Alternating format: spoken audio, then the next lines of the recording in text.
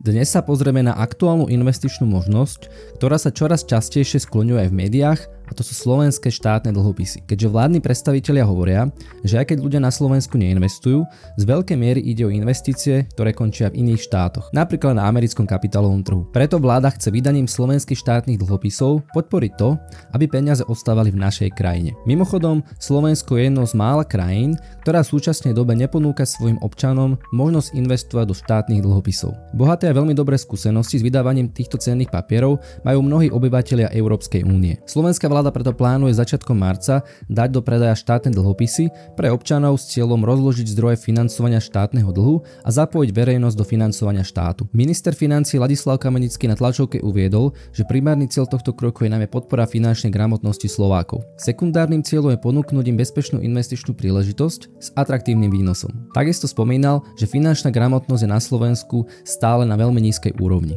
Ahojte, vítajte pri dnešnom videu, moje meno je Marek Bohunický a na tomto kanáli sa venujem ekonomike a investovaniu. Ak vás tieto témy zaujímajú, nezabudnite dať videu like a odber na môj kanál. Tak poďme na to. Predtým, než sa pustíme do tejto témy, tak si v jednoduchosti vysvetlíme, čo je to dlhopis, pretože nie všetci tomuto pojmu môžu rozumieť. Ak by som mal vysvetliť, že čo je to dlhopis, tak v jednoduchosti ide o pôžičku. V praxi to znamená, že peniaze môžeme požičať nejakému kamarátovi a dohodnúť sa s ním, že mu môžeme požičať napríklad 5000 eur a splatí vám to povedzme do 1 roka. A vy by ste si vypýtali od neho za to nejaký úrok. Podobným spôsobom fungujú aj spomínané vládne alebo firemné dlhopisy. Môžeme požičať naše peniaze štátom alebo rôznym firmám.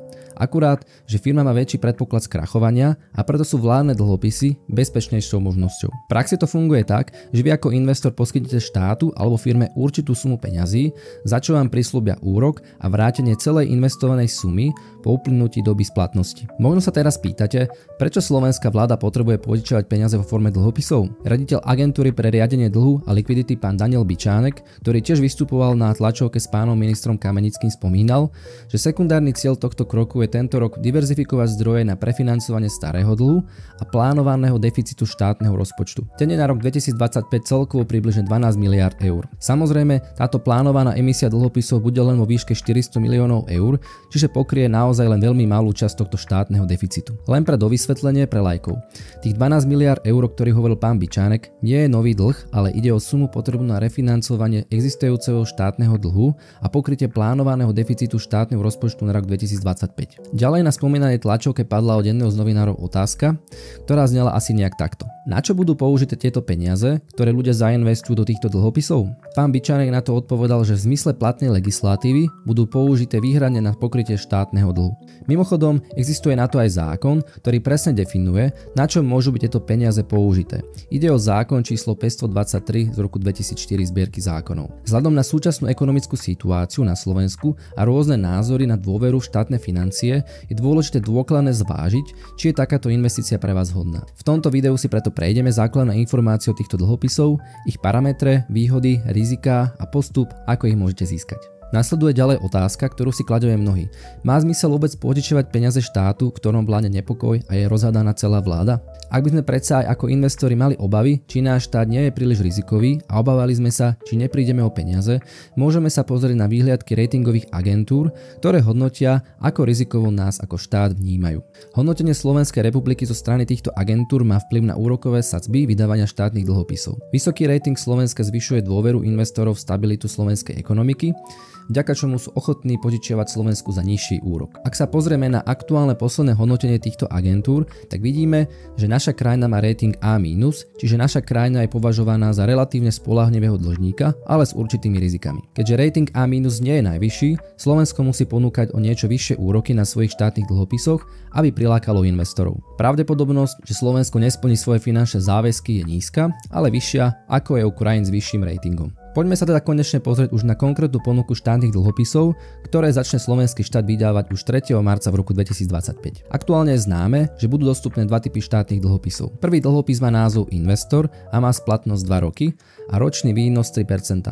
Celkový objem tejto emisie je plánovaný na 200 miliónov eur. Druhou možnosťou je dlhopis Patriot so splatnosťou 4 roky s ročným výnosom 3,3%.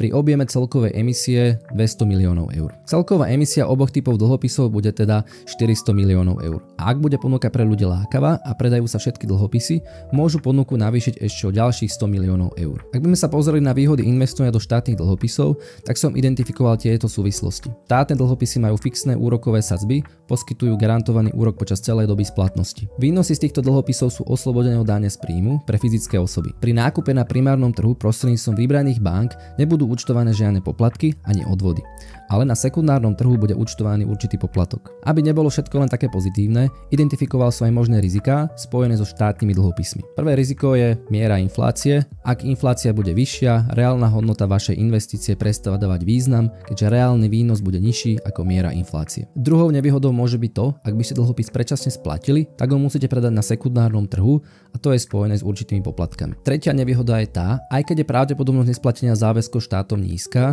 je dôležité zvážiť aktuálnu ekonomickú situáciu a dôveru štátne financie. Určite sa vám môže naskytať otázka, že kde si takéto dlhopisy môžete kúpiť?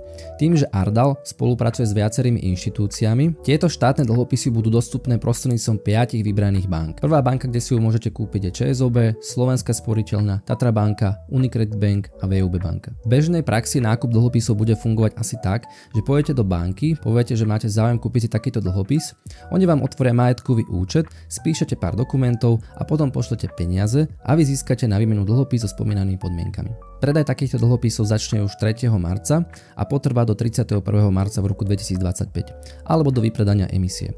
Minimálna investícia je 1000 eur. Dajte mi vedieť do komentára váš pohľad, či si plánujete kúpiť tieto štátne dlhopisy a budete tak môcť pomôcť Slovensku s financovaním dlhu. Ak by ste sa chceli poradiť, či je pre vás takáto investícia zaujímavá, pokojne mi napíšte na e-mail, ktorý je v opise tohto videa. Ja vám rád pomôžem zorientovať sa, prípadne vybrať inú alternatívu s vyšším výnosom.